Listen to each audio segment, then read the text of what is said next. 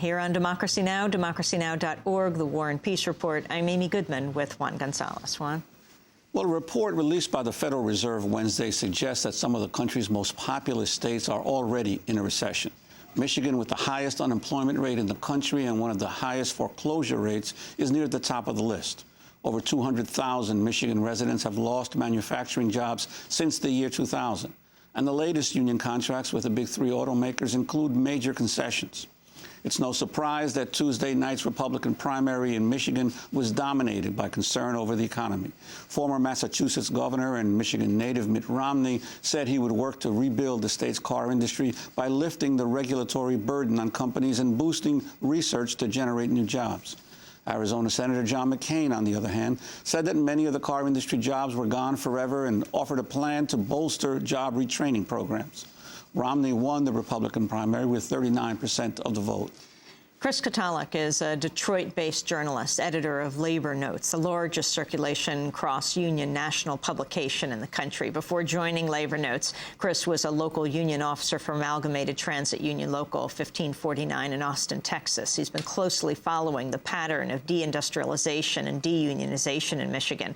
Chris Kutalik joins us now from Detroit, Michigan. Welcome to Democracy Now!, Chris. Can you start off by talking about, well, where you are, Michigan?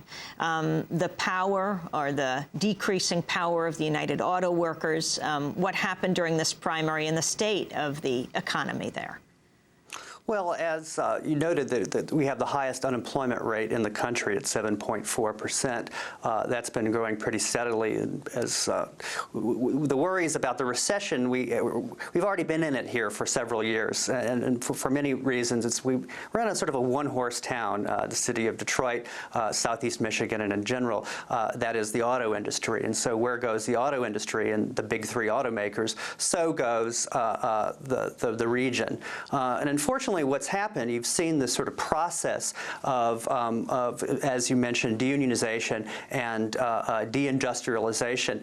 There's a sort of common myth, I feel, that in this country that heavy manufacturing or manufacturing bases is disappeared, that we're not making cars anymore, and that is sort of shifted away from that. But we are making cars. That's the reality. Is that there is still this tremendous level of production of cars and trucks in this country, but mostly what it's being shifted from is away from the big three automakers and toward these foreign transplants, Toyota, Honda, building these large assembly plants and sort of the constellation of auto parts plants all through the South, Mississippi, in Kentucky, and Alabama, and the state of Texas. You start to see these non-union companies out there. Now, unfortunately, what's happened is you started to also see the slipping of the living standards and the wages of the economic foundation of this region too, which is basically its workforce. For many years, auto workers have been sort of the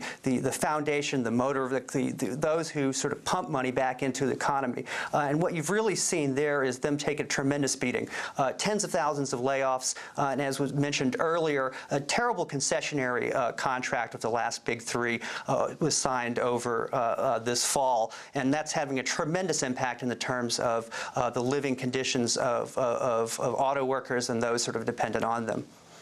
Well, Chris, in terms of the primary that just occurred, I was surprised that there was a far larger Republican turnout in the Republican primary than there was in the Democratic primary, although obviously it was basically a beauty contest in the Democrats since there were no delegates. But your sense of why Romney was able to be the victor there? Well, I mean, there's a few reasons. One is that Romney played the native son card quite well. His father had been governor. He emphasized the fact that he had been his first job was at a private security guard at Chrysler, and that he had worked for a big three auto company, and played that card particularly well. His organization was heavily focused on winning in Michigan. So I feel like that was really sort of the elements of his victory. It certainly wasn't the message that he was was saying is economic policies were having a heavy resonance in most sectors of this state. And as you mentioned, the Democrats having no real contest here at all certainly felt like there was an element of disenfranchisement for many working class voters, for many African American voters, and those who would have voted in those primaries and felt like they could have been putting forth their issues in this election. Just simply didn't happen because of the punishment from the Democratic National Committee. I'd like to ask you also, we just had a segment on Nevada and what's going on there with the caucuses and the labor movement. Nevada obviously is the fast-growing state for unionization in the country. It's had an enormous increase in its unionization levels there in recent years. But the battle on organized labor in terms of these Democratic candidates has become a lot more complex. The culinary workers, which came out suddenly to back Obama, their parent company, their parent union, Unite Here, also endorsed Obama after